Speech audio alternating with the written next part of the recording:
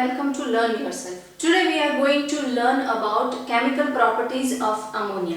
Under that we are going to study a basic nature of ammonia.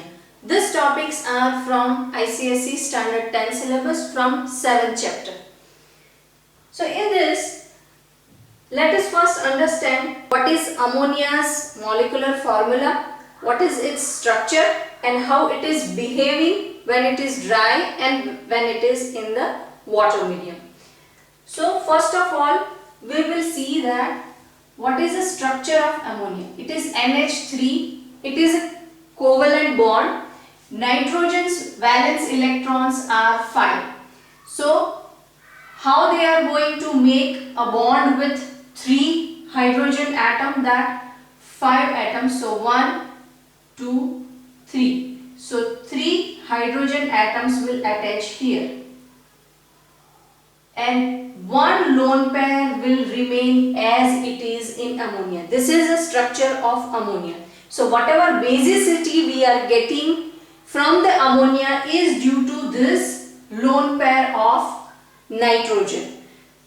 Nitrogen's atomic number is 7 and its electronic configuration 2, 5. So this 5 are valence electrons. So they will take part in bonding, and from this 5, 3 are in a sharing with 3 different hydrogens and 2 electrons will be here which will act as a lone pair of electron, and this lone pair of electron will give basic nature to ammonia.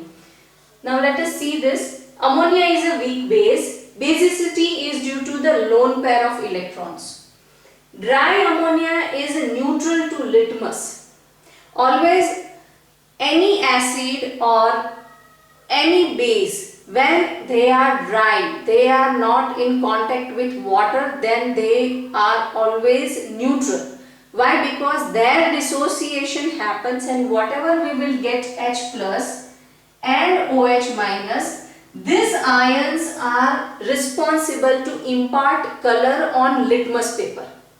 Not HCl, a full molecule, and ammonia full molecule. Once they will dissociate into a water in terms of H plus, Cl minus, OH minus, N minus and so on, from that H plus and OH minus are responsible to impart color. That means if litmus paper is blue and it is coming in contact with H plus, it will show red color. If litmus paper is red, it is coming in contact with OH minus, it will show blue color, like that. So if they are dry, they will not show any nature.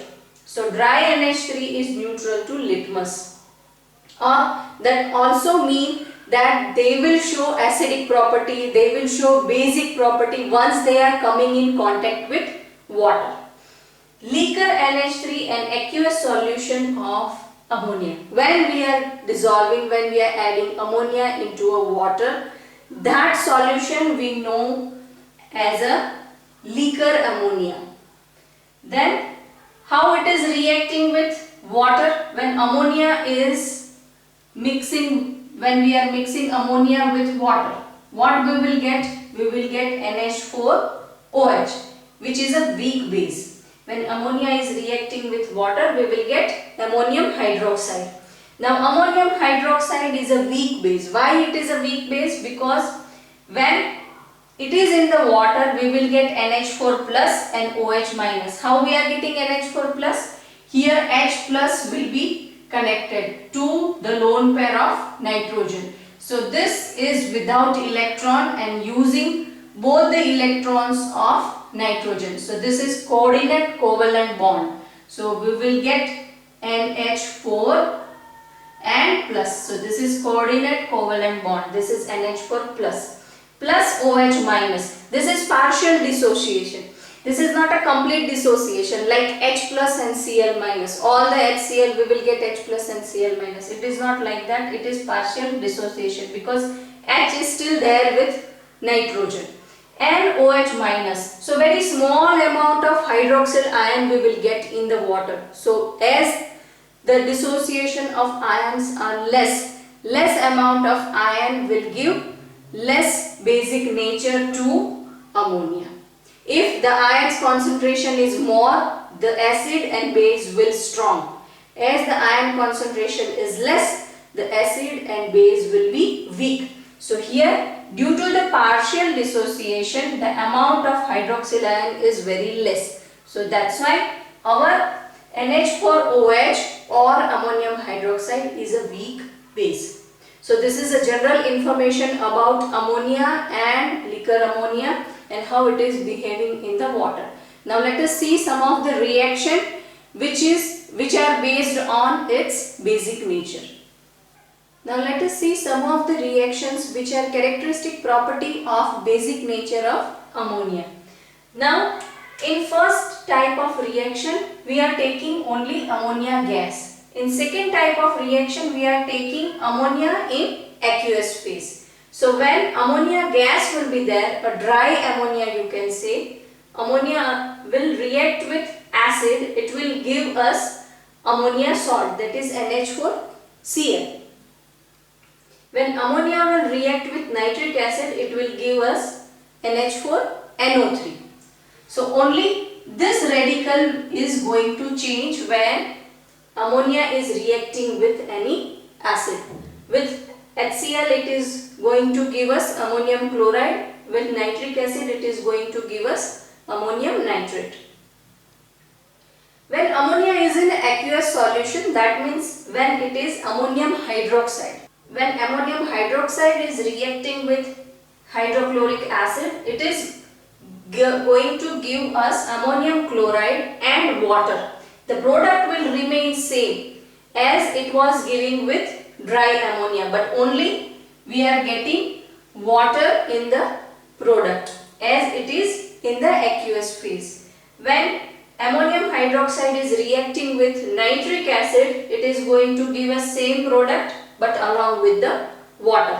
So product will remain same, but when it is in the aqueous medium, we will get water molecule extra in the product.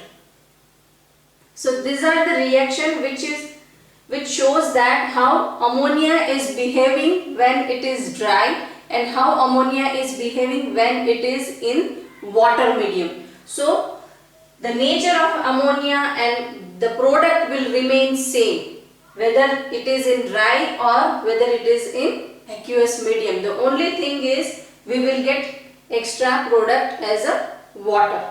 So the ammonia's nature, a basic nature will remain same even though it is in the water.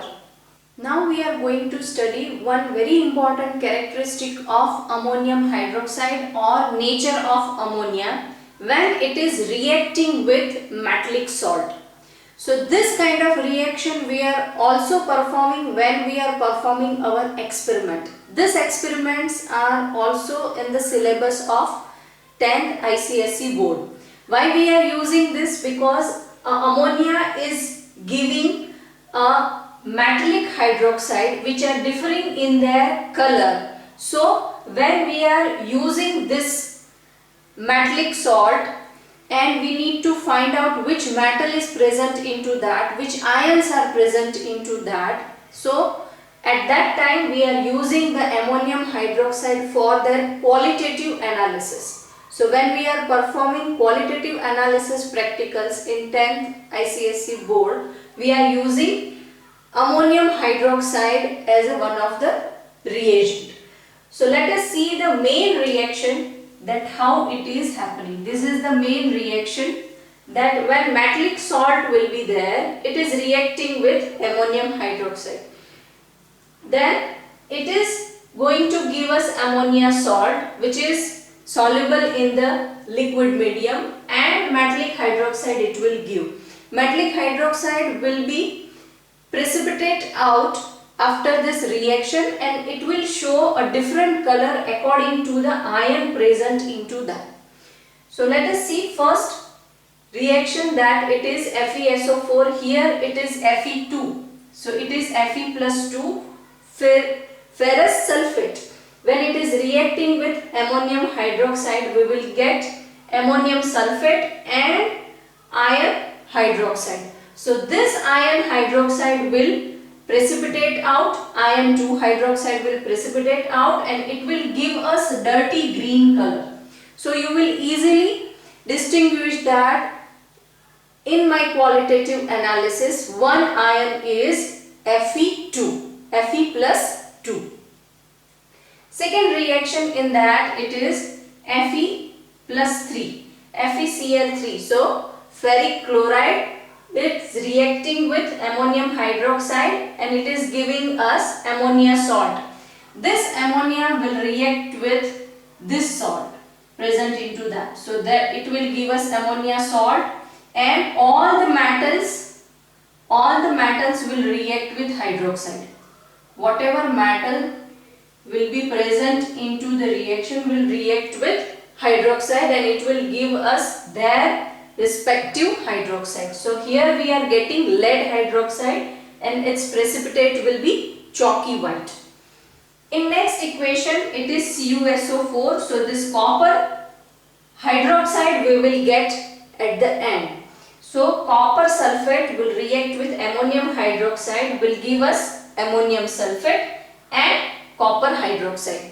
So copper hydroxide color is pale blue. So lead hydroxide color is chalky white. So according to the metal present into that, the positive ion present into that, we will get that respective hydroxide and the precipitation color will also differ. So these reactions are very important in a qualitative analysis of radicals. These reactions we are only using which metal hydroxides are precipitate out. Potassium and sodium metal hydroxide are not possible. So we cannot distinguish them from this qualitative analysis. Regarding the basic nature of ammonia and qualitative analysis of ammonia, let us see one of the reason.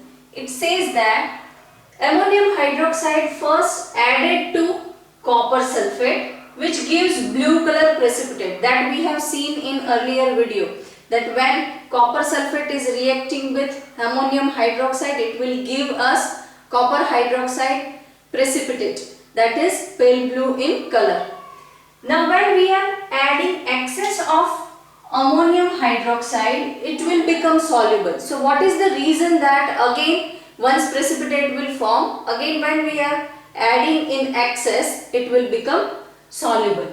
So this is the reason that this is the first equation, when from in copper sulfate we are adding ammonium hydroxide. This is the first equation, this, and from here the second equation will start. So in first copper sulfate, so this is metallic salt, this is metallic salt will react with ammonium hydroxide which will give us pale blue precipitate of copper hydroxide and ammonium sulfate. Now when we are adding excess of ammonium hydroxide, then it will become soluble. So how it is going to possible? This is a mixture of our test tube. Whatever test tube is containing copper hydroxide precipitate, in that, in the solution, this is in the dissolved form. Ammonium sulfate will be present into that liquid medium in dissolved form. So when that copper hydroxide and ammonium sulfate will react with excess of ammonium hydroxide. Excess means we are adding it one more time. Excess of ammonium hydroxide, it will give us a complex salt which is soluble in this mixture and water. So this complex salt will give a blue coloration to our liquid. Tetraamine copper 2 sulfate. Why tetraamine? Because there are 4 molecules of ammonia is there. So tetraamine copper 2 sulfate, because here copper's valency is 2. So this complex salt will form while we are adding excess of ammonium hydroxide. So you have to be careful while you are doing practicals in a laboratory, that a small amount of ammonium hydroxide only you have to add in a qualitative experiment. If you will add excess, then it may possible that it will dissolve your precipitation and give only the color liquid. So very minute quantity of ammonium hydroxide will give you precipitate, and excess of ammonium hydroxide may dissolve your precipitate and give you a complex salt which will be soluble into the precipitate solution.